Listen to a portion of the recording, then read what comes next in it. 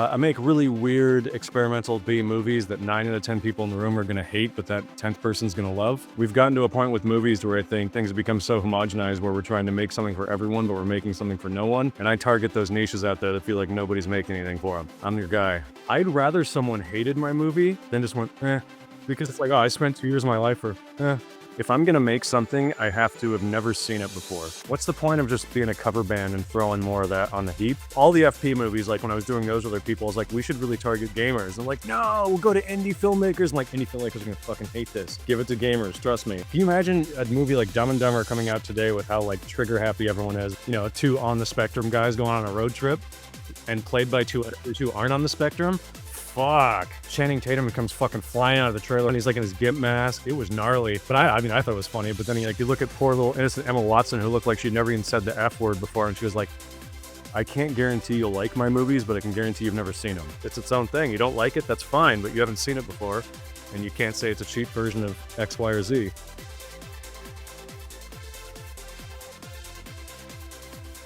Hello and welcome to CultureScape.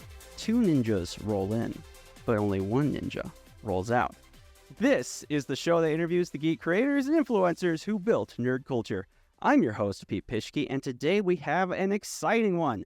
I got with me the one-man Aussie-American independent movie machine, Jason Wayne Trost. He is the creator of the FP series, All Superheroes Must Die, Wet and Reckless, How to Save Us, and his latest film, Waves of Madness, the world's first side-scrolling horror film.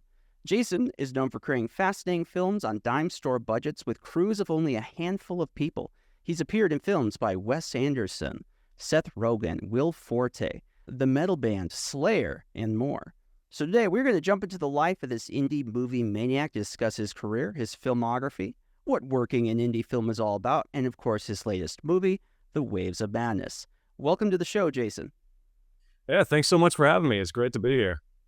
No, it's a big honor, and we have with us during the recording my editor Chris Hollywicki. He edits all the videos here on the channel. He's excellent, and he's a huge fan of yours. He's the one that helped set this up, and he wanted to be able to chime in now and then. So if you see Chris show up in this video, giving us his inside info, that's what's going on there. I'm a huge fan of Chris. He has some of the best reaction videos on the internet. So if you're looking for those, go after him.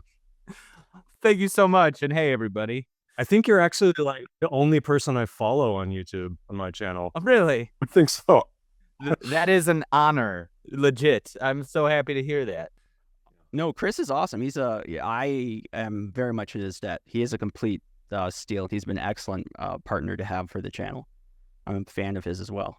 I'm just excited anytime anyone actually wants to talk to me about my movies and not just throw lettuce. It's pretty great.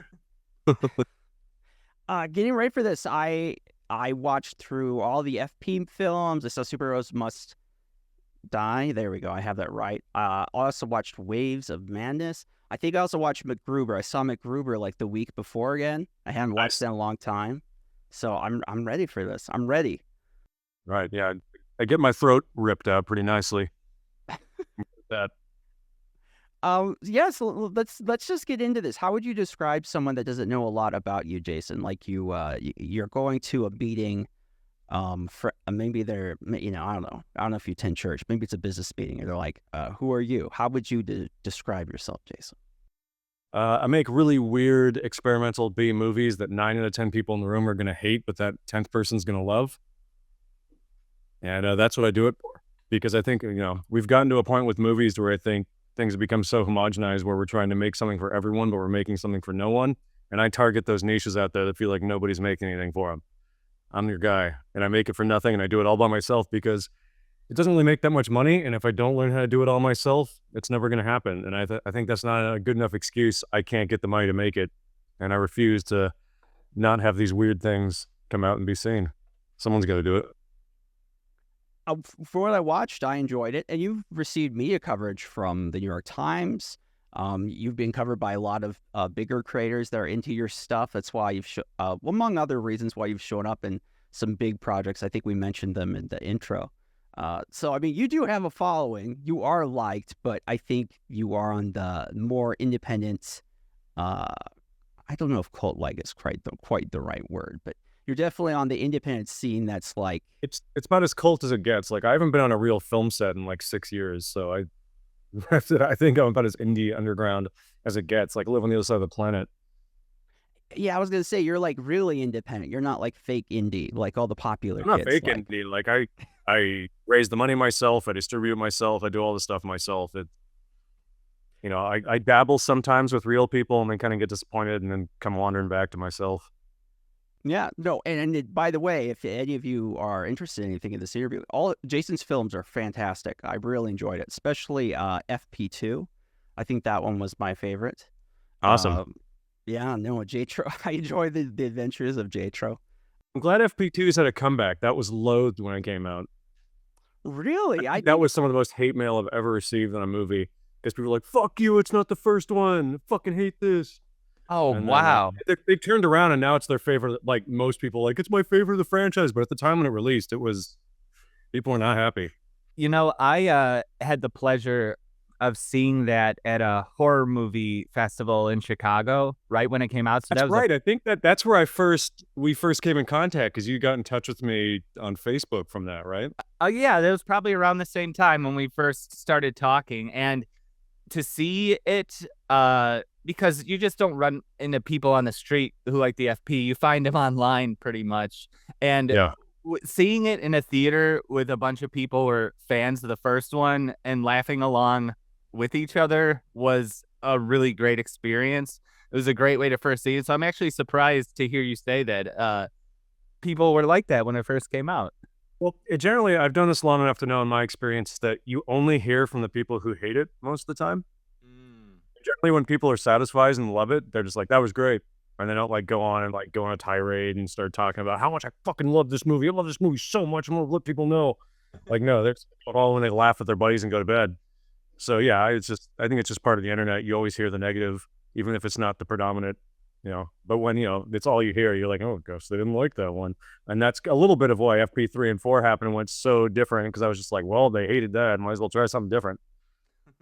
Yeah, no, that's how it is with the channel. We interview someone that's controversial. You'll get, the ratio is like 3-12. It's like 3 positives for every 12 people really angry. And you're like, you probably never watched this channel before or after, but that's just kind of all the dominates all the feedback you get. It's been wild. Like even with Waves of Madness, I've done it again. I posted like an IMDb. If you see it, there's an equal amount of people with 1s, an equal amount of ratings of 10s, and then it like does this little loop graph like that because it's like the equal amount of like fucking hate it or fucking love it.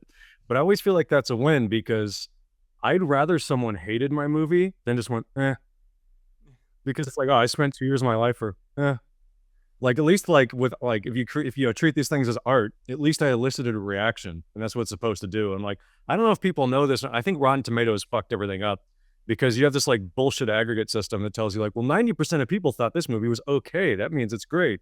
It's like, no, it doesn't. Like the movies you should be looking for are 50-50 because art's supposed to be like elicit a conversation. Not everyone's supposed to like it. It's supposed to say something and mean something. Not like, oh, everyone thought it was okay and forgot about it the next day. 91% on Rotten Tomatoes. It's a masterpiece.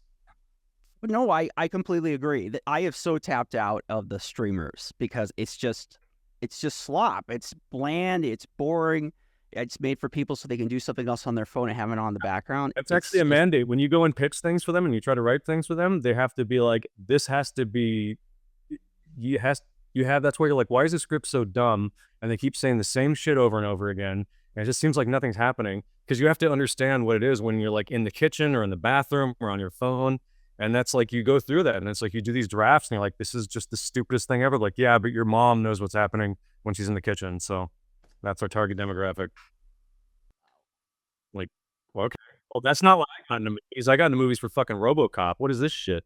Yeah, no, I watched him film a show with my mom last year. It had Lindsay Lohan. It's about her relationship with this camera guy. And there was this conversation. It was like, don't you know I'm going to keep going on with my life? Well, you have to go down to Guatemala and film the lizards. And then they would go back and he says, yes, as I go film the lizards, as a lizard photographer. Wow. I was like, oh, wow. the IQ levels have really dropped, huh? Yeah. I think generally people want cooler stuff. They just don't know how to find it. And I think they just malaise over and it's just like, well, this is what I got, whatever. Because it's such a slog. If you want to find good stuff, you got to put in work. Like it's a full time job to actually sift through all that. There is good stuff out there, but it's so much harder to find now because it's just an avalanche of bullshit. That is an excellent point to flip this back just a little bit, because one of the interesting things about you, Jason, is you have a very long background with the film industry. Your siblings have some relation to the film industry. You have a brother, I think that's a director. You have a sister that works in wardrobe. You were even raised going with your dad. I think he was a visual effects editor. Yeah, he's special effects, like practical effects. So he blows stuff up and, bullet hits and rain and all that kind of stuff. Do you want to tell us a little bit He about? blows them up and burns them down. Yeah, he just did, he did special effects. He has effects truck. He blows stuff up, does the practical stuff. So I fell in love with like the magic of the movies where it's like all movie magic, which has since like gone away, like just for a lot of political and safety reasons, which, fair enough on some of those. But yeah, so I grew up on the sets and like, like other kids spend their summers like, oh, going and playing with their friends. I'm like on the effects truck or on set trying to stay out of the way. So I was just exposed to all this and was like, oh, this is cool. What would I want to do? And I got a lot of kind of insight to how much I didn't like the film business at a young age. So going into it, I was just like, I don't know. I'd rather just do this with my friends. Like these people all seem unhappy and they hate each other. This is intense and it's very corporate. And that was back then when it was like the golden days or whatever. It was a pain in the ass. Now you think AI is bad. Just go on a film set at Netflix right now. If you look at a lot of movies with similar budgets to the stuff that you work on, a lot of that stuff lands on Tubi. And what I think sets your productions apart is it has that movie magic feel to it. You're working with miniatures and stuff. Well, if you were to give the same idea, like, hey, make a Jason Trost movie to a lot of these other filmmakers who are making these movies that end up on Tubi, they'll get the drone shots in, but then it's all just going to be flat and it's not going to have half of the artistry that the stuff that you make does. And that's something that I think makes you stand out so much. Well, thanks. I really appreciate to hear that. I mean, it helps most of the reviews. You get, this looks like it was shot in an iPhone. You suck. I hate you. But so that's nice to hear. But no, I think part of that's probably because I've worked in every department there is in the film business, like growing up on sets and like working with my brother and my sister and my dad and friends and all that. So it's like I kind of know. I started even like when I started making my first movie, I knew a little bit how to do everything. And now at this point, I pretty much know how to do most things. Like the project I'm working on right now, I'm legitimately just doing myself. Like there's no one else on set. So that's been fun. Especially like, I'm inching towards 40. It's more that like, oh God, this gear is heavier than it used to be. But yeah, it's fun. But as hard as that can get, it's just so much fun. Like even though it's more work, I don't have to go through the bureaucracy. Like if you're on a big movie, if I want to like, let's say there's a light over there with a C-stand. If I want to move that light, I've got to talk to about 30 different people because of unions and blah, which is great. I get it all in career, yada, yada, yada, but like in safety, whatever. But it's like a half an hour for me to just move that light a foot over there. But if I'm shooting something, yeah, it's more work because I physically have to go do it, but it's done in about 5 seconds and then we can keep going. And then there's so many little things like that. And it's just mind numbing. And you're like, I don't feel like I'm creating or having fun or doing art anymore. I'm just like punching the clock. It's like I'm one of those guys at the factory just going in and, it's like, have you seen 8 Mile when he's in there and he's like, up, down? He's like making the big like machine. Like that's what it feels like on some of these sets. And it's like, Jesus Christ, this is miserable. Like I didn't sign up to like live in Detroit at a steel mill. Yeah, no, and to go along with all those rules and regulations, that brings in a huge cost for even, a smaller production, something you might just see on Hallmark, that your aunt or your grandma just watches and it's thrown away and, they're forgotten about in 10 minutes. It's a tricky conversation though, because like growing up in that industry, like I know how many people's careers and livelihoods and everything depend on all of that, like bureaucracy and whatnot. So like no shade towards it. I was just like, as a creator, like I can't do this. It's just too much. It's too much. And it's like, that's why you're like, God, why did this movie cost $10 million? And you're like, well, generally it's like, because we paid the producers and the actors $9 million and we made the movie for $1 million, but even still, it's like, it's $1 million on something where it's like 2 shots of the people talking in an apartment. And like a lot of that, yeah, it's like you're like, oh, you have to feed people and pay them, or like, and all that's, which is great. You should and have your crew, but like a lot of the bureaucracy is just like sometimes there'll be someone making $20 million on one of these big movies who's not even working on it. It's a payout because they had a free picture deal or something where it's like, oh yeah, that was a producer that was attached to a trilogy, but we don't want to work with him anymore. But he still has to get 20 million a movie as long as we make them. Okay, Ooh, that's a sweet there you gig go. if you can get it. Yeah, no, it's a sweet gig if you can get it, but like those, it's like there's so many of those costs, and that's why now it's like you'll see something like what was it, Jurassic World 3 or whatever, which is just a dumpster fire, and you're like, that cost $500 million to make, and it's because of shit like that. I bet they probably actually made it for like 50, but then there's like 450 million of bullshit costs like that on top of everything. And that's why movies just are getting, they just like look cheaper and cheaper and cheaper because we're not really making them for any more money. We're just paying the guys up top. And we're seeing this everywhere, like CEOs and all that. Like everyone up top's making way more money than they ever had. Everyone the below, it's just down, down, down. And then we do the strikes, the writer's strike and all, and the actor's strike and all that to happen. But they, bled everyone out for like 8 months. And then at that point, they're like, okay, great. We signed a deal that wasn't that great. And like, yeah, we're totally going to adhere to this. And then the way the studios got around it, like, actually, now we're going to move all work out of country. And we're just going to get away with not doing whatever you want with unions anyway. Now, none of you are going to work. Now, everyone's like starving in America, not making any money, like filmmakers, and they have to like leave the country if they want to make any money because the studios are like, we're not going to make less money and pay you guys more. Are you kidding? We'll go shoot something in England or wherever, Canada or wherever. And I don't know. Anyway, it's just, why a lot of the reason I do what I do is I think I had a perspective of a lot of this growing up. So I was like, and I saw a lot of people getting older, and I'm like, oh, God, I don't want to be in my 50s and 60s and like dealing with all this bullshit. Like, I want to be hanging out in Australia and like having a beer and like, writing a book or something. That sounds way better. And like, that trajectory was never going to happen in America. And then there's also with unions, you see people, you're like, why do these people do these horrible movies and like ruin their career? And you're like, oh, because they're all in unions, and the only way to get your health insurance is to keep working. So a lot of times when people do things in their careers and they're like, why'd they do this movie? It's like they needed health insurance. They just had a kid. Someone's going to college. It's crazy. Anyway, sorry, way off tangent with politics. Oh, it's fine. It's fine. There was something I was thinking during Waves of Madness. I was looking at how well rendered everything is, and the whole time I was like guessing, what is actually in the room with them? Is that there, or is this made with the Unreal Engine or anything? While I saw the new Captain America movie a few months ago, and the entire thing looked like a cartoon. Because it was. Yeah, Sam Wilson's fighting Red Hulk. I'm just like, this is so immersion breaking. This is so obviously on a green screen. Nothing looks real. While I was looking at Waves of Madness, and I'm just like, everything looks like they're there in the thing. That is awesome for you to say for a couple of reasons. And number one, because it is just always pretty much a green background. That's it.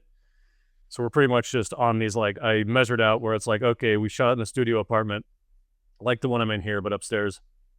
We had 15 feet, I measured out, of usable, like, stage, because it basically is each cell of the movie that I built. It was like a different frame. So I'm just like, okay, I've got these 15 feet chunks, and I'll make it like that, and I'll like put like pillars and things in there, like blend the shots to make it look like all like one shot when you move from one to the next. So we started appreciating like, okay, I'll just get an 8K camera. We'll shoot the whole thing like a moving play, like scene by scene, and I can zoom in and out and do whatever I want digitally later. But what I did was I made all the backgrounds first before we shot the movie, so we knew what we were interacting with. And how I did that was I didn't really do anything computer generated.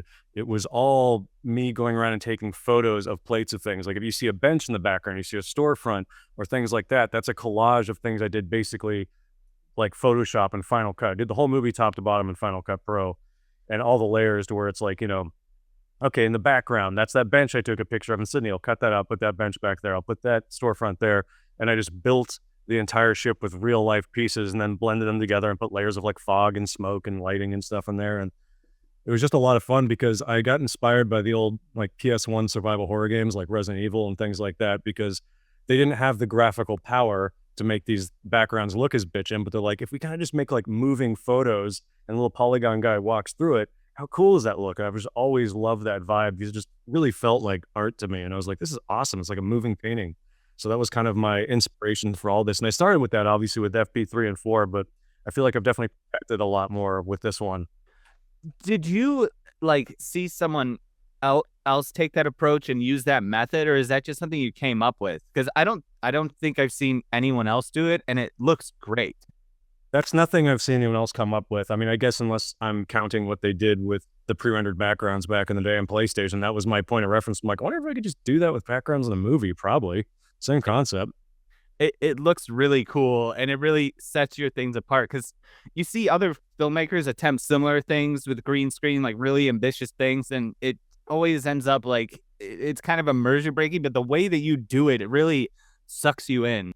Oh, thanks. I like that. I appreciate that. And like, I also felt like with these sort of things, like, yeah, we shot it in 8K, but then it gets dumbed down to 4K, and I think it's released in like 1080 at this point.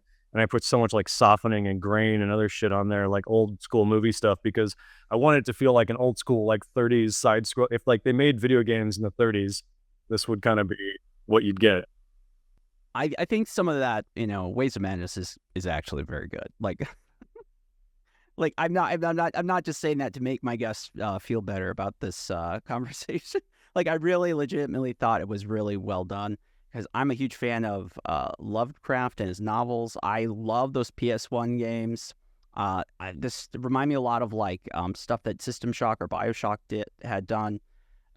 So all of that just fit just perfectly in my wheelhouse. And it, like Chris was saying, it is really immersive. Like you're kind of held there the whole time. You just kind of go along with it so well. And That's the point. Like, I think with movies now too, and like one, like obviously, I just want to make a side-scrolling movie because I'd never seen it before. And like one of my mantras now with movies is like, yeah, I'd like it if my movies like made money and like people watched it or whatever. But that's not my main approach. My main approach is always like, if I'm gonna make something, I have to have never seen it before.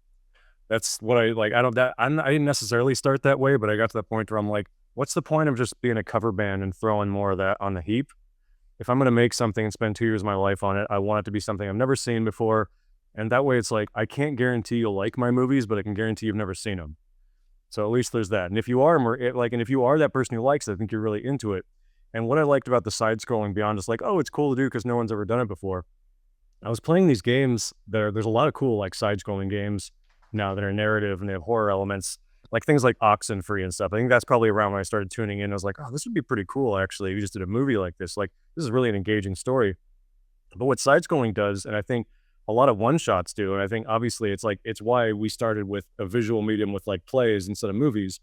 It's very immersive because you can't cut away.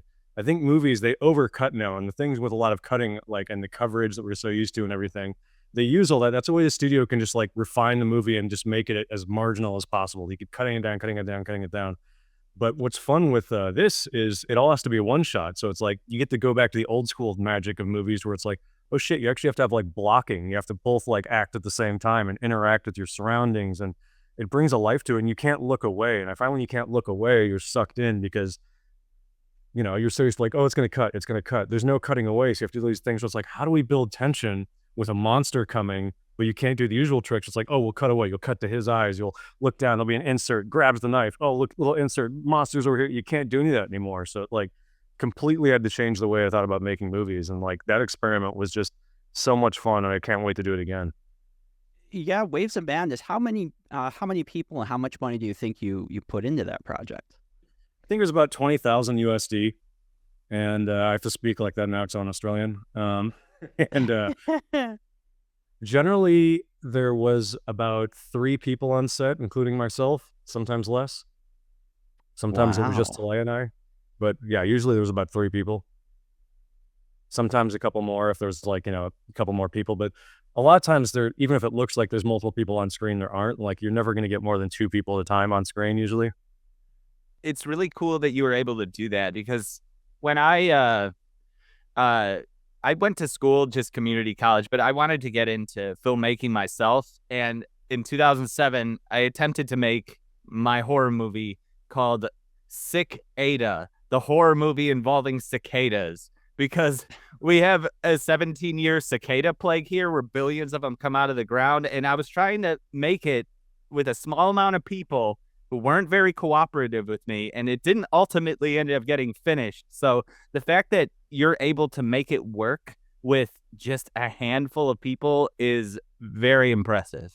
Well, it's the handful of the right people now. And this is another thing that, goes into my mantra. And I learned this over the course of doing things like, it didn't always start where everyone got along. I worked with the right people, but you'll generally see And people ask me all the time, it's like, why do you just work with the same people and same actors? Like, we all get along. We all have the same mission statement. We're just buddies that want to hang out and create cool stuff. I've gone through a lot of people where they're just there because they want the check on their list. They want the piece in their resume. They want the real footage to get the next project and then throw you out high and dry, which is great. I get it. Like, that's part of the business, but I don't really do it for that. So like, I've kind of assembled a group of core like friends who are all super creative. We can all do like 10 different things at once. So you put 3 of us together in a room and it's like you have a 30-person crew. Everyone's on the same wavelength. We all cooperate. We all have ideas. We all listen to each other. There's no egos. It's just a lot of fun because you're hanging out with your buddies, and it's like the closest I can emulate to being like making movies in high school with my buddies. And that's just what it feels like every time. And that's when people are like, hey, how do I come work in your movies? And it's like, you kind of can't unless like you're a friend of mine, because like there's a certain language and everything. Like, one wrong person on set can just destroy the whole vibe and mood of everything, because, it's like, it's a lot of hard work. So you have to like it. And if you don't like hard work, it's like, it's going to upset you and you probably just shouldn't come. And like, that's fair. But movies are tough, man. You got to love it. How is that different than like what you did with the FP? Because like FP2, I mean, there are a fair amount of people that show up in that. FP2, there are a fair amount of people, but they're not the same people from FP1. Like, I'll put it that. I guess that's probably the most political way I can put it. But we brought the people on for FP2 that we liked and cooperated, and everything got well. But there actually isn't that many people on FP2. Look, like, those are mostly those big scenes of like Silver Screen Muggers, which is how we got the movie funded, essentially through Indiegogo campaigns. People gave us money to come out and be the background extras, which was great. But even on FP2, it's like generally like maybe 5 people making that movie, maybe 6 at times. Like, it wasn't that big of a crew on that one either. FP1 was like 30 people. A lot of people just sitting there complaining, collecting money. Not me. Okay. Yeah. So you definitely, because was FP2 your first real feature project? No, I mean, obviously the first FP, but then All Superheroes Must Die, and I did All Superheroes Must Die 2. I did How to Save Us before FP2. I think FP2 was like, my 5th movie, maybe 6th. I meant yeah. Okay. No, I think because we're not that dissimilar from age. So I'm like, would I be making all these films in the Australian desert with 4 other people? I really know. I'm like, probably not. Well, that's why a lot of people too, they're like, why do you do more stuff on green screen now? I'm like, well, because it is air conditioned or heated. The bathroom's right over there. There's the food. You want to take a break, you just sit down. Sounds great because you don't have to go out and like, waiting on hyena or just whatever, or a car, or, oh, that guy, there's some drunk guy coming over here that won't leave set. And also, like, I don't know, it gets stressful, like going around being like guerrilla filmmaking and stealing locations. Like, there's a charge to it when you're in your 20s. Like, yeah, fuck yeah, we got away with that. That's so cool. And then you're like, man, I don't want to deal with this right now. And like, I don't know, you start getting older and there's so much you can't use, like we're just kids in school making a movie. It's like, okay, grandpa, well, sure you are. Can't really get away with that as much. And like, I also just don't want to deal with it. So yeah, I've been dealing with that a bit. I've been shooting a lot more practical stuff on my recent project, and I'm just like, man, I can't wait to get back to green screen. That's kind of how it is now. It's interesting. You're not.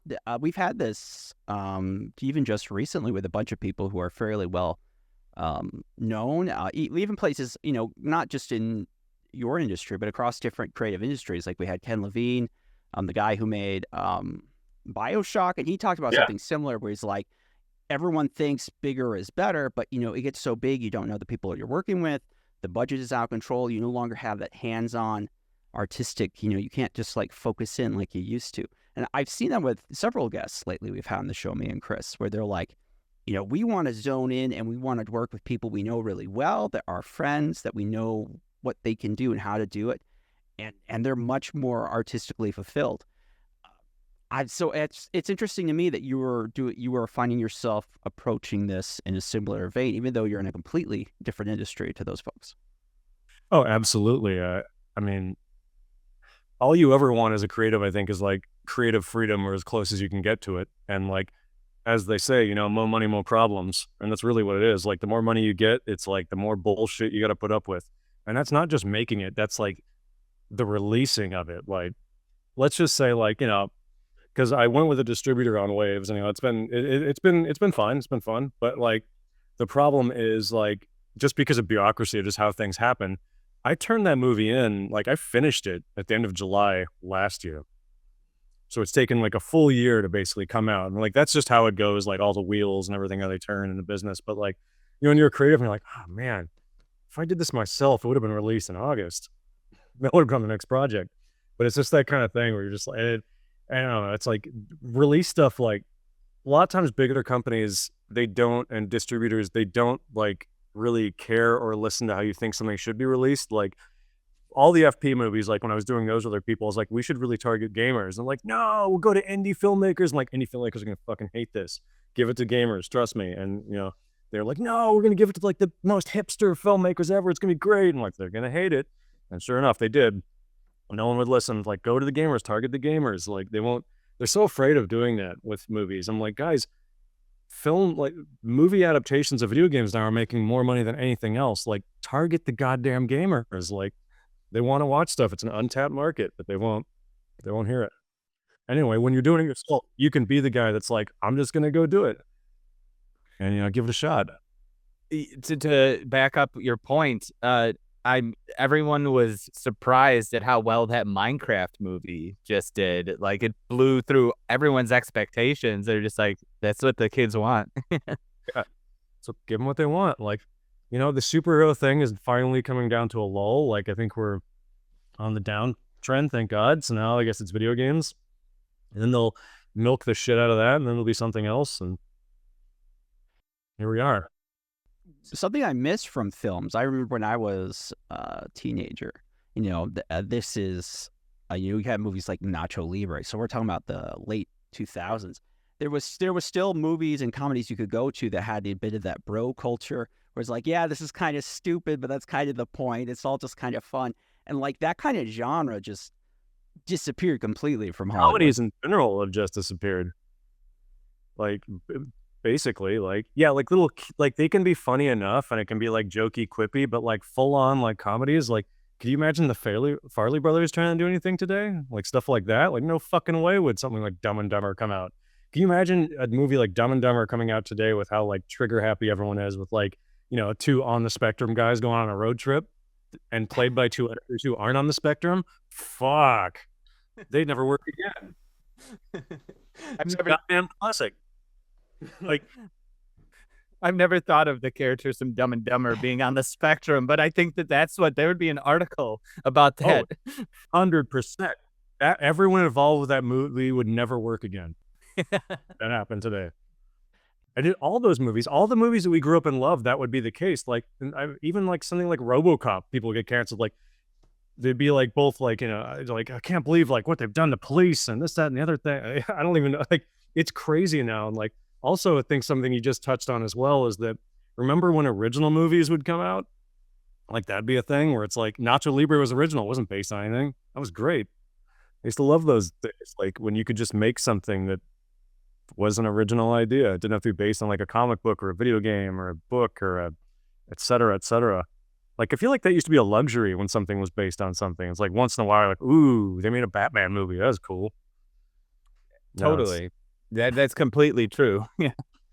That's why everyone now, like the main question I get, and thank you for not asking me yet, and if you want to, we can do it. But main question is like, if you could adapt anything, what would it be? And I'm always like, nothing. There's got enough people doing that, man. Like, why does that have to be the end goal? Like, I feel like the trajectory now, if you're a filmmaker who's successful, it's basically like the top of the line is like, all right, which Marvel or Star Wars movie do you get to do? I'm like, I don't want to do either. Like, there's enough. Yeah, it's like every other Collider movie article's like, what franchise should Martin Scorsese adapt? It's also, it would never be a Martin Scorsese movie because you're beholden to so much bullshit with the IP when you do those things that like you can't make a Martin Scorsese can't make a Martin Scorsese movie. You think like we can get Martin Scorsese's version of Iron Man? Of course not. Like that's not going to happen.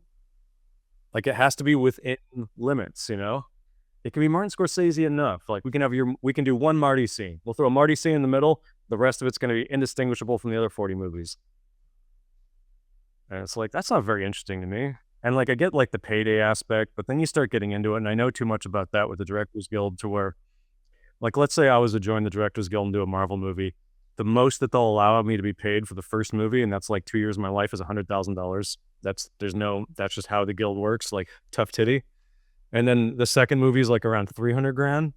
And then the third one is where you can start making real money. So it's basically like I have to basically go suck shit for 5 years of just like wanting to blow my brains out with these kind of corporate things. And then maybe I can get a payday where I get $1 million or 2 or something. It's like, man, it's just not worth it. That's 10 years of my life that I could have been making cool, weird movies and been way happier and not have to like go get on like, whatever medication I have to get on to deal with that. It does seem to take a certain type of person that's just willing to like, play ball, just get along to go along, just kind of go with the machine. And 100%, there's nothing wrong with that. And I didn't realize until much later in my life and career that like there's 2 different types of creatives, right? There's architects and there's contractors. The architects want to build their own house, like just completely invent their own thing. But what mainly succeeds in the film business is the contractors, because basically it's like the studio gives you a blueprint and you make it exactly the blueprint and you move on, which is a skill. I just never thought that. I don't know, when you're a kid and you're like, I want to be a director and make movies. I didn't realize that meant I just want to do the act of directing, making something like a paint by numbers for someone else with money. Like that doesn't get me excited. And I know it does, like it's a job. Like a lot of people have to do it and I get it. And it's just, when I came to that existential crisis, like, oh my God, I don't want to do that. What am I doing with my life? And now here we are. I could take this so many places. Okay, we'll do some, we'll make this a little bit more fun, a little less serious in this one. FP. Yeah. Why is DDR? How did you get to being Dance Dance Revolution as being like the main course of action for those movies? It's funny because I love DDR. I was as a teenager, I remember one time we had a church talent show, and for fun, me and my friend, we brought out like a TV and some DDR pads for like a PS2. Oh yeah. With the plasticky fold-up ones that go on the carpet. Yep. Oh yeah. Oh, it's great. Why DDR? It's pretty simple actually. Like the first movie, and this was hard because a lot of people didn't get this, and they still violently don't, in fact, when they find the movie. The whole point of FP was making fun of a bunch of like just the white asshole misogynist guys that I went to school with. Like that was the whole thing. A lot of the lines in there like dedicated to making fun of them directly, the shit they'd say. There's a bunch of these white guys. They all think they're tough guys. They all think they're fucking a bunch of like, black gangster guys. I'm like, guys, you're all fucking white idiots. So the FP was my brainchild of like making fun of these guys.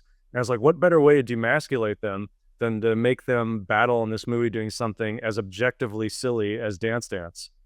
And the whole thing with Dance Dance for me was like, let's just make fun of these tough guys. And this is like, all right. And then they're doing the whole thing, oh, you want to go? And then they like dance. And I was like, that's hilarious. Because they're all like chicken chest and they never do anything. And I'm like, in my, 16-year-old brain or whatever, when I first started thinking about that, I was like, Dance Dance, that'd be hilarious. And there we were. It was just making fun of those guys. And it just kind of went very out of control from there and took up half my life. I remember back in the day, I was working at this, it was not, do you have Chuck E. Cheese's in Australia? Is that a thing? Unfortunately, no. Okay. Well, I don't even know if we have anything comparable, really. Okay, well, I worked on an off-brand Chuck E. Cheese, so it wasn't Chuck E. Cheese. And I remember at one point, people were so excited, like, oh, the boss is going to get DDR. We're going to get DDR. And this was like weeks. They were so excited for it. And then they got the machine. It was off-brand DDR. Instead of having like the 4D pads, it was like, oh, no, I got the diagonals? No. There's been a couple events throughout the years. You go out for film festivals or screenings, the FB like, we got you a DDR machine for afterwards for the party. Everyone's going like, oh, cool, this is gonna be great. And they show up and it's one of those fucking diagonal machines. I'm like, yep. Sorry guys, I don't think I can do it. Same. This isn't gonna be good for anyone. I'm a little drunk already and like trying to like, and then I've had to do it before and I have to like reposition my body like this, so then it is straight up and down. It's the only way I can process it. I'm like, no, diagonals, fuck no. It's not right. You've shown up in different things as J-Tro, right? You're Slayer in the Slayer music videos. That's wrong. You in a different. Yeah, the Slayer videos. I'm a ex neo-Nazi who kills neo-Nazis. Yeah, metal. This is the end. I'm Jatro, technically. You're I zombie guess. Jatro. Zombie Jatro, yeah. In an alternate reality of the post-apocalypse, which all just happened because I was in Louisiana waiting to shoot this movie Hatchet 3 that my buddy BJ was directing, who then went on to direct the Slayer videos and then did Studio 666. And that's why I'm pretty much the only reason I'm ever in anything you recognize is because of BJ, who's awesome. But I was waiting there and they pushed the movie, and then my brother was shooting This Is the End. He was the director of photography on that, so I was just staying with him for a week or two. And he's like, "Oh, you want to come to set?" So I came to set and hung out with people, and then I went to like the after. They just go to the bar and hang out and drink. And like I was sitting there hanging out with like Seth Rogen and my brother, and we were like drinking. And then FP1 was like just coming out at the time. Like he was doing a couple screenings around. I guess Seth had seen it. He's like, "Well, you should come look and be in the movie tomorrow and be Seth. You should be Jatro." And I was like, "Yeah, cool, man, sure." Yeah, we're drinking. And the next day, I was actually on set, and I was like, "Oh fuck, I didn't see that coming." All right, I guess I'm here. I said I'd do it. Let's go. That's awesome. And there it was. Yeah, it's pretty much that simple. And that night, actually, oh god, because that was the night Emma Watson quit because it went over the line. Sorry, that's a whole different story if you want to go down that rabbit hole with Channing Tatum and everything. I actually wait. Emma Watson quit that movie because she's in the Yeah. final film. Yeah, no, but she originally came back later in the movie as Danny McBride's Cannibal Queen, and she comes out of the trailer. In the first take, Channing Tatum comes fucking flying out of the trailer because he's like drunk and on Ambien or something, God knows what, because they're party animals. You have a bar down there in Louisiana, whatever. Comes flying out, and he's like in his gimp mask and like him and Danny, because Danny's great with his improv, and him and Channing, it was gnarly. But I mean, I thought it was funny. But then you look at poor little innocent Emma Watson, who looked like she'd never even said the F word before, and she was like, and just kind of like, I can't. This is too much. I had to leave, which I guess is fair, but for her image or whatever, I was like, oh fuck, that was a wild night. That's crazy. Yeah. Anyways, movies. It's a cool industry. It's an industry I think almost anyone would like. I kind of wish I was into movies. Yeah, they say that until you start getting into some of like the weird shit that happens in like the 16-hour, 20-hour days, and just like being treated like a complete like factory worker slave. But yes, objectively, I've got so many wild stories that if I told you, like, oh my god, that sounds like the coolest thing ever. But then there's the other stories, and you're like, maybe not. And sometimes it comes out as like a Netflix documentary about it, but it's out there. Yeah, I guess meeting Danny Trejo is awesome. Getting heat exhaustion while carrying a 100-pound film equipment backpack, not as much. Yeah, Trejo's great. He's an awesome dude. He's exactly what you'd expect. What's your worst or best filmmaking experience? What would be the best? Well, I don't know. Actually, I mean, screw it. I think like best filmmaking experience. Okay, I got a couple here. The best filmmaking experience of actually like making a movie, I think, was probably Waves of Madness, because I feel like it was the one where it like finally got so finely tuned. It was like everyone on set's like best friends. Like there's no drama. Like it's just a bunch of friends and family hanging out, and we'd shoot like 5-hour days because you're on green screen, you're hanging out, you're having a beer or two. I was like, man, this is what I spent 20 years trying to create, this kind of like work atmosphere, and we did it. And in the final product, you see it and like, it worked. That was great. Let's do it again. Worst filmmaking experience. Oh gosh, it might even be, I mean, I could give you the throwaway, like there's this horror movie I worked on back when I was like 21 called Laid to Rest, and it was just awful. It was like 6-day work weeks, all night shoots. We're at some hotel on like a freeway, no one has a car in the middle of nowhere on the East Coast, and it was just pure misery. It was like 20-hour days. Like it just it's hard to even remember. But on that movie, I met some of like my favorite people. I met like Nick Principe, who's Chrome Skull, who's BLT and all the FP movies. I met Sean Whalen. I met Lucas Till. Like so many people I met on that movie I'd like known for life and were good friends. So even like in a terrible experience, you kind of have some good stuff comes from it. Like FP, I think out of all of my movies that I've shot that I've been in charge of, the first FP was hands down the most miserable. And that's when people try to ask me about like, how fun was it shooting the first movie? I'm like, really just, it's kind of PTSD. I can't even really talk about it. I made a lot of changes after that one that fixed some things up. But yeah, you learn a lot, when you first start doing it. And it's funny, those two experiences were actually both in the same year. I was at 21. It was a traumatic year. We came to making movies. what do you think was the craziest, riskiest thing you've ever done as a filmmaker? Like, you look back and be like, what the fetch was I thinking? Oh God. Well, I mean, beyond just making a movie with dance pads with Yeah, beyond beyond whip. making. How does it get more wild than making a movie making fun of white people who say the N word and people take it the wrong way? Like, I mean, that's kind of like that's still people are still upset about that. They still think that I'm being racist against black people, and the whole movie, in my mind, 100% just makes fun of white people and how stupid they are. But I don't know. Alas, It's crazy that that could go over anyone's head because that seems very obvious that the movie's making fun of white people. it goes over most people's heads, generally white people, and I think white people just aren't used to being the brunt of a joke. So that movie can really rub the wrong people the wrong way. They're like, oh, surely they're not making fun of me. What a racist asshole. It's like, no, I'm making fun of you, asshole. Take it. And if anyone looks at what a gorgeous town Fraser Park actually is, and you think about this is the type of guys that it's producing, like these type of people. Have you ever been to the real Fraser Park? I've seen in your making of one of the FPs, you're shooting all the shots. Like, Look, we make it look better than it. You go there yourself sometime. You'll see the other side of the tracks, man. You see the other side. okay. Of the Phil. Yeah, it is what it is. It's weird too because it's only an hour north of Los Angeles, but it feels like you're in like the deep south. Like there's like not to get into politics, but there's like Confederate flags and things flying everywhere. It's pretty wild up there.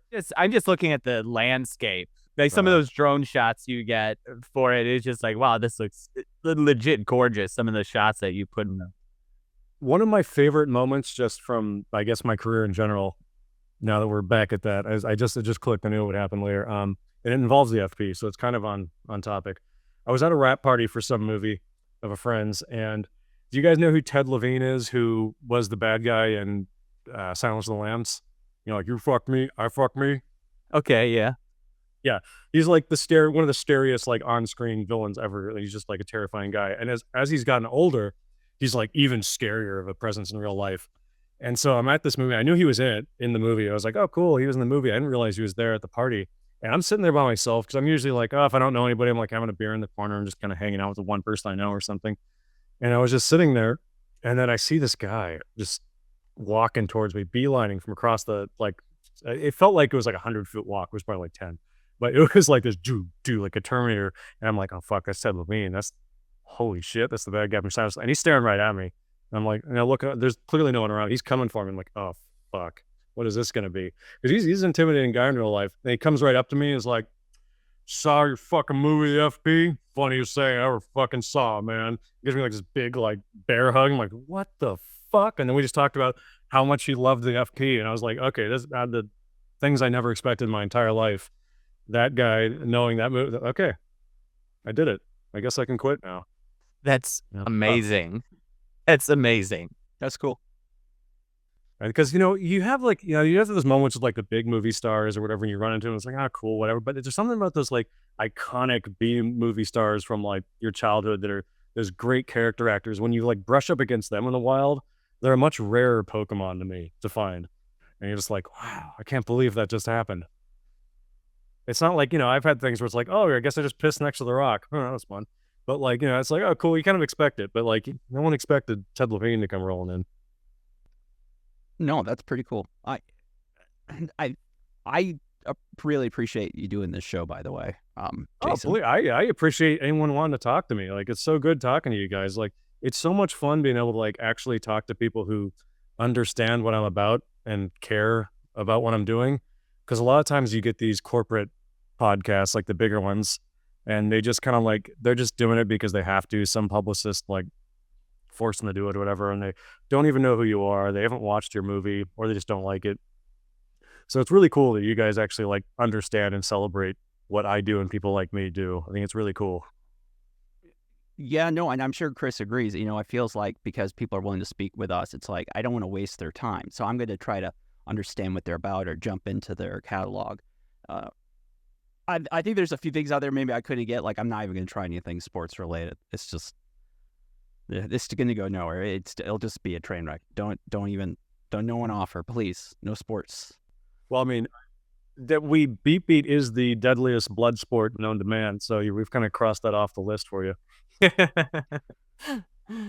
Yeah, and Pete, he's gone through a big crash course in Jason Trost. Like what I've watched over this past 14-year arc of following you since I found that one copy of the FP in a Blockbuster video store that I was working at / liquidating. And I'm Awesome. just like, all right, there was nothing for rental. I'm like, I'm buying this just on site. And that was like 14 years ago. Pete's consumed most of that all within the past week. So, yeah. That's amazing. And that is always one of my questions for people. So thanks for answering, Chris, that how did you find the FP? Because it's always some story like that, because, you know, it's a weird sort of thing. So how you found it's always kind of a weird little story. So I always love those.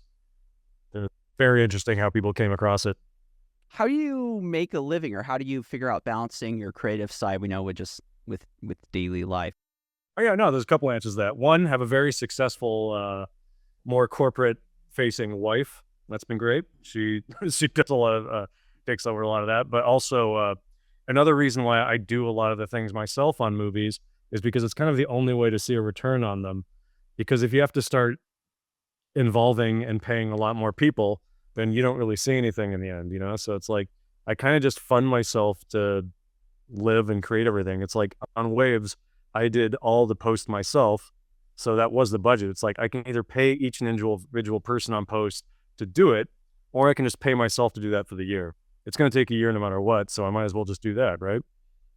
And that's kind of just how I've been surviving with that. And I also live in Australia where the dollar's less and it doesn't cost as much to live, and we have free healthcare. So, you know, that helps.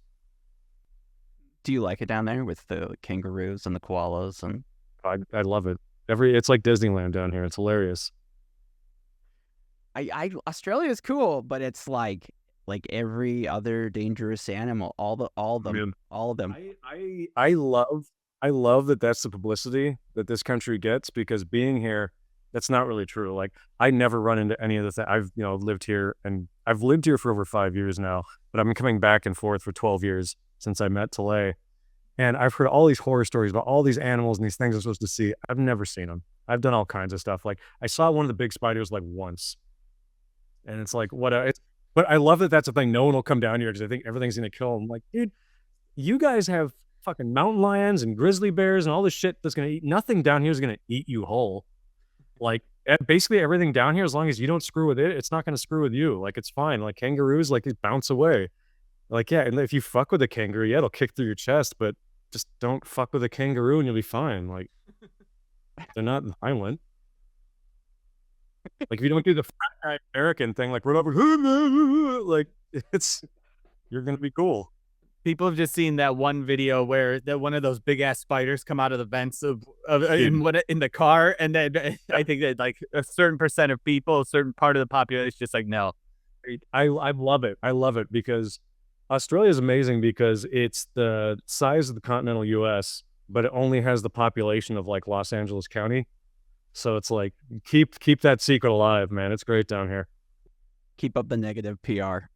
Yeah, the negative PR is amazing because it's gorgeous down here too. It's like, you've got the crazy outback, you've got like the crazy like Hawaiian jungles, you got Tasmanians like wilderness where it's like just it's just gorgeous here. Rainforests and all kinds of stuff. And I brought up cicadas earlier. We got those. They're amazing looking down there. The ones that we get, those 17-year plague cicadas, they're all red eyes and they're black and orange and they're gross. But I've seen pictures of Australian cicadas. They're gorgeous. They look like flowers. I love that with like Walking Dead, because one of my big things with VFX is I just like watched every episode of Walking Dead there is, because I need something kind of, you know, brainless in the background while I'm doing all my VFX forever on the assembly line. But it's funny because they have cicadas here, and like, since I didn't really grow up in the South, I didn't really have that noise, the cicadas, or like, you know, on the East Coast. So in The Walking Dead, watching that, because they shoot it all in Georgia, and now they have cicadas here, so I know what they sound like. Just hearing how they have to build into like all the sound design in Walking Dead, there's cicadas everywhere, because obviously it's over all their dialogue, so they just have to build it in everywhere. I'm like, this is hilarious. Those things get insanely loud. Then for a while, you kind of zone it out. But I didn't think about that, how that would play into making The Walking Dead, where that's probably like a constant thing you have to deal with. Absolutely. I noticed it just because, I do sound obviously, and like I'm listening to it, and I'm like, that is so funny. It's everywhere in that show. Once you listen for it, it's like in like 50% of every episode. Does your work tap into like because there is a thriving film scene out of Australia and New Zealand, down there in the South Pacific? That is what I hear. Every time I've tried to kind of get into it, I think they have this thing here called tall poppy syndrome, where they're like, get out of here, bloke. This is Australia, kind of thing. Like, they don't really want, but maybe now that I'm Australian, it'll be different. You flash them your citizenship Yeah. card. Hey, Citizenship card, be like, actually, oh, mate, come on, get up here. But, yeah, no, it's very, I get why. Like, they've got a pretty sweet deal down here, so they don't want any assholes coming in and fucking it up. Like, I understand. But maybe now I could kind of shift my way in. I guess Waves of Madness is my first Australian film, I guess, like, shot and made here. So 100% Australian. Hundo P. You talking about it, I'm thinking that documentary that came out like 15 years ago, that Not Quite Hollywood, which is all about the Australian exploitation films. Oh, dude, they're so good. I've got a whole stack of them over there I need to get through, because Umbrella, our distributor for the Waves of Madness, they do a shitload of the exploitation movies and release them on disc. And like when we started doing the Waves of Madness, they like right when we started shooting, they're like, oh yeah, we'll educate you on some exploitation. They sent me like a stack of like 20 Blu-rays of different exploitation movies, and they're insane.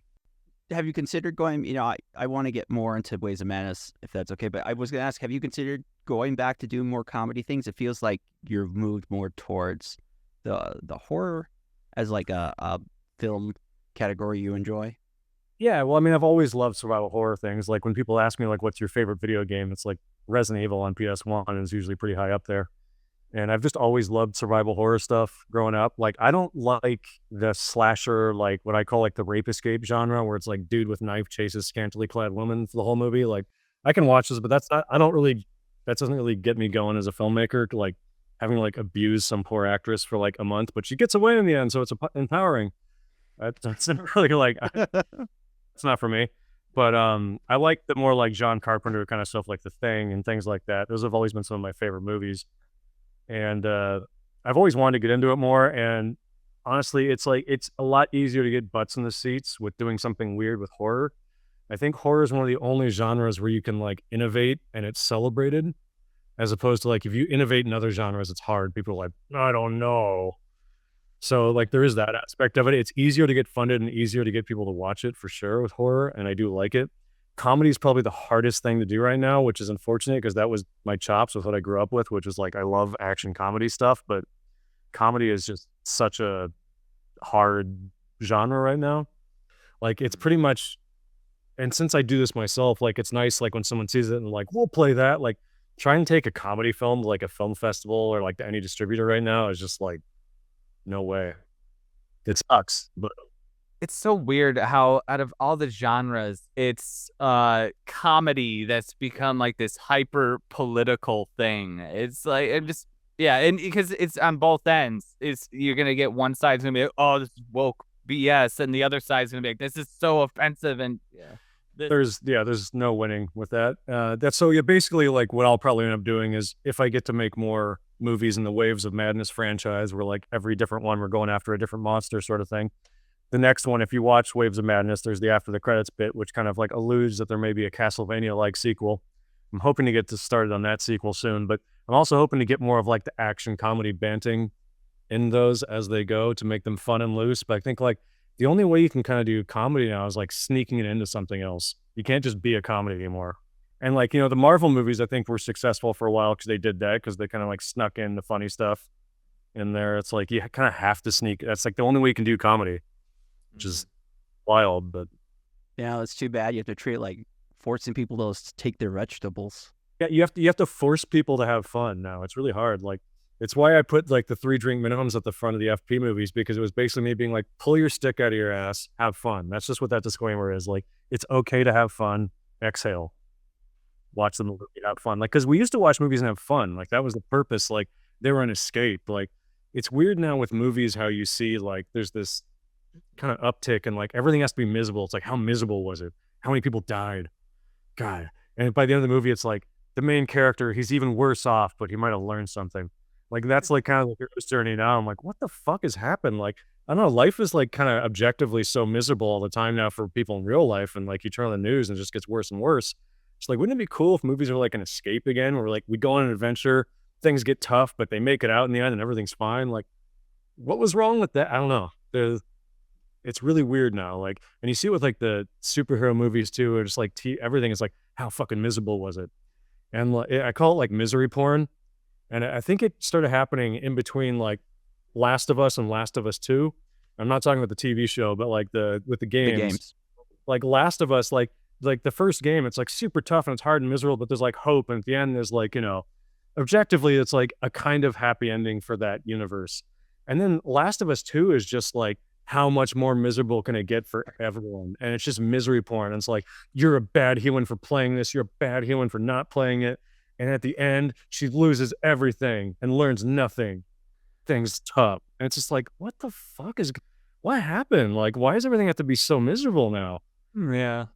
Would I have wanted to make movies growing up if everyone always lost and that was the message? I don't know. Because it's a really like dour kind of, I don't know, it's kind of depressing now. Like, you watch these things and everything's just like, I don't know, I'm kind of sick of seeing people lose all the time. It's a bummer. For sure. And anyway, that's why I want to keep making movies, because, and then people are like, aren't you blowing the sequel that your character's in the next movie? And I'm like, why do I have to die for it to be a good fucking movie? Did we have to worry at the end of every Indiana Jones movie if he fucking made it out at the end? Of course he does. He's Indiana Jones. Do we? I Yeah. mean, like that, and James Bond, like that was bullshit. Where it's like, Bond doesn't die. What the hell is this? Like, what? Like, oh man, like it's crazy. Anyway, there'll be sequels. You don't have to worry about me dying. Just worry about how many people I kill. And all their bad guys. They're all bad. It's a really good format, though. Waves of Madness, the format you figured out here is really clever. And I think it allows you to take that budget and really expand what you can do with it. I just thought it's so seamless, especially that first 20 minutes or so. It's just completely seamless. It flows so naturally. And it was like, I could believe that this would have been a much more expensive film project. And I just think the format that you have figured out here is so interesting, and I would love to see what other people could take with this idea. But it probably is a visual effects, just a nightmare, just the amount of work you have to put in. If you didn't know how to do it, it's probably a nightmare. I now have a formula that I've created throughout that would make future ones easier for me to do and then build upon and make crazier and bigger, because building that formula was a bit of a learning curve. But yeah, it is an interesting process too, because there's so many things when you're like, okay, it's one thing to be like, I'm going to make a side-scrolling movie that doesn't really cut. And it's all going to be like one shot. You're like, cool. But then like, well, what do you fill this dead space with? Because you have to go from geographically, you have to make the whole ship and be like, okay, so in this scene, from walking here to here, they're going to talk about this. Then they're going to have to go up an elevator. And then something has to be here that then cues them to do that. So it's like this whole like mathematical process, which is a lot of fun to figure out. And you start realizing in video games where they do things where it's like, when you're like walking around in between objectives and they're telling you the stories, there's kind of like banting, like they'll see something on a wall and start talking about it, and that'll lead them to be like into a plot point or something. And I was like, oh, that's actually pretty clever. I have to think like I'm making a video game in ways, even though I'm making a movie. And that was fun. And yeah, I think it also makes it so you can make things that are much bigger than you'd be allowed to with the budget, because I'm not going to like pretend like I'm ever going to get more money to make for future ones, but at least I will have infrastructure that'll allow me to keep making them bigger and bigger, built upon what I already have. Like, I don't have to buy any equipment or anything now. Like, everything's pretty much set up on that. The train's left the station, so to speak. But what I like with this franchise, because like now it's like you kind of have to be aware that even independent, if you're going to get something made, you kind of have to have a franchise if you're going to keep people around, because like there's such a heap of content out there. Like, how are you going to get people to keep paying attention to you? It's why I kept doing FP movies, because I'm like, wow, people will watch it. I guess I should just keep doing it. So there's the Venn diagram of like, what do I like to make? What will people watch? And like, you're in the middle. So you're like, okay, cool, let's keep doing it. So I kind of like, I want to build this into something like that. But the thing is, similar to FP movies, like, yeah, Will each one be a side-scrolling movie? Yes. But each adventure will be totally different monster, totally different like video game. Like obviously that one was more of like, the side-scrolling like Cthulhu Resident Evil thing, but then like, now there's Castlevanias out there, there's Super Metroids, there's so many different genres I can take the side-scrolling what they do, and like Contras and Metal Slugs, and so I'm very excited with where it could go. And like while the movie industry kind of figures itself out and metamorphosizes into whatever it's going to become next, I would like to do these in between. At least that's the mission statement. No, I think it's interesting. It was neat too because it's like, oh, this is genuinely different. Yeah, and that's the idea. That's what I want to do. I don't know. Like, I feel like if you're doing something independent with no money, the worst thing you can do is try it. And I've tried it for years. It doesn't work. You're like, I'm going to try to trick them into thinking this is a real money and making a movie with making it with no money. It's like you can get close, but you're never really going to get there. And you're always judged against things that have like 1,000 times more of the resources than you. So now I'm just kind of like, if I make something, if I shoot it, it has to be visually different too. So there's nothing really to compare it to. It can't be like, oh, this looks like a cheap version of Bibba. No, it's its own thing. You don't like it, that's fine, but you haven't seen it before, and you can't say it's a cheap version of X, Y, or Z. So at least I'm submitting something new to the heap of content out there. At least, if there's nothing else I can do, at least there's that. How hard is it to work with like the streamers or distribution for indie films? Is that a difficult thing to pull off? It changes all the time. Sometimes it's easy, sometimes it's not. Like you have to go through aggregators or companies. Like you can't just I can't just like directly call up like Netflix or and be like, yo, check this out. That's like impossible. They've corporatized it in such a way where you have to like go through so many different hoops of like, I've got to talk to this person who has a contact with that person and then talks to this person and it costs X. And then by the time you funnel through all those people, you get like 20% of what you would have gotten because it's got to like, everyone gets their piece of the pie and it's a whole thing. But there is this thing, Film Hub is pretty cool to get your movies like on Tubi and other streaming platforms I've never heard of out there. Like that one's pretty cool. It's pretty easy to do. I'm trying to get monetized on YouTube, which involves getting an obscene amount of watch hours, which I'm sure you know. And I'm get slowly but surely getting there. So then maybe I can like use that as an avenue for some, revenue as well. Let's see what happens there. Not expecting much, but just trying that out. And you can get things on Amazon yourself, which is cool.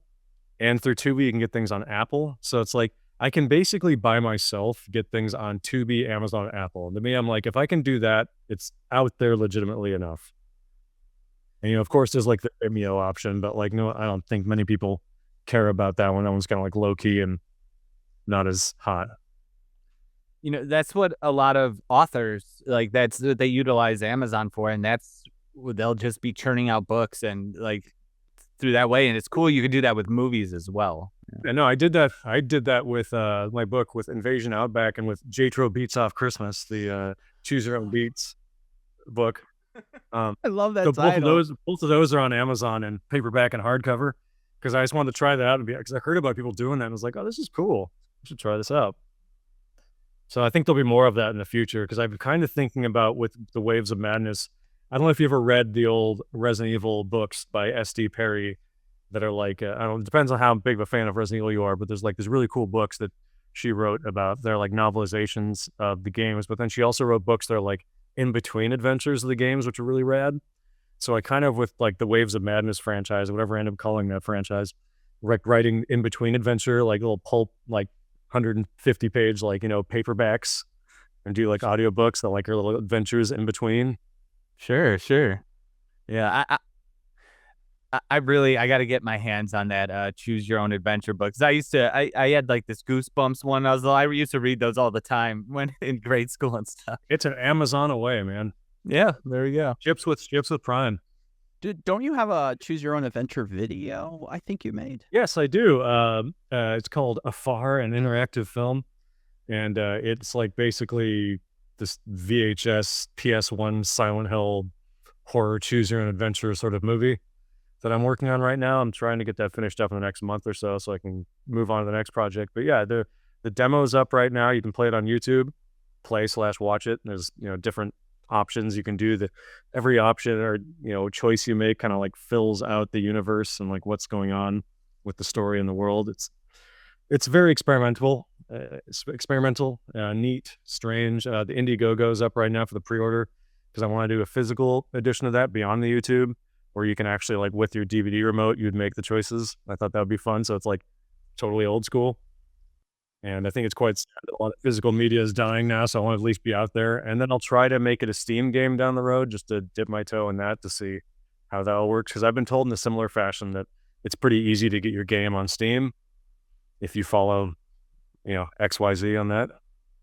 So yeah, I'm just, always got something going on. And then that's how you're like, how do you like keep yourself funded? It's like just got so many plates going of different things that, you get a little bit of cash here, a little bit of cash there, some profit there, some not so much profit there. And, it's kind of put into that and see what happens.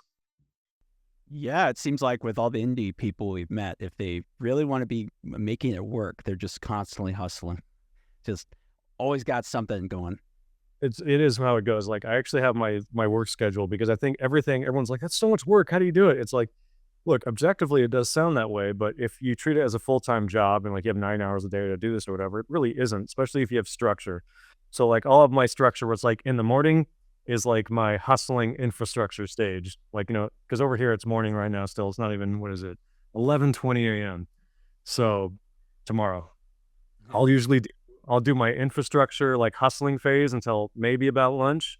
Then I'll have my nap, switch over, and then go in and work on whatever project I'm predominantly working on full bore. So it's like I find that I have to like switch over and compartmentalize like my work personalities because if you try to do it all at once, yes, you do just kind of like freak out and all the plates come falling down and all of that. And then I have a very strict not working on the weekends policy usually because that's a very slippery slope. Just lose your mind and burn out. It's great that you're able to plan that out and structure that because everything I do is chaos, crazy ADD brain. So I'm like, I feel you and I relate on a level to where I'm just like, I have to have so much structure and like alarms and things. Otherwise it can very easily fall to shit unless you're diligent. And it's definitely a trained sort of behavior. Like you can't just wake up one day and I'm like, I'm going to have a schedule. It's like, okay, inch your way forward. Get a little bit more structured tomorrow, then a little bit more structured the next day. I remember like when I was doing like Waves of Madness or like FP3 and 4 at the VFX, I'm like, okay, I want to release this a year from now.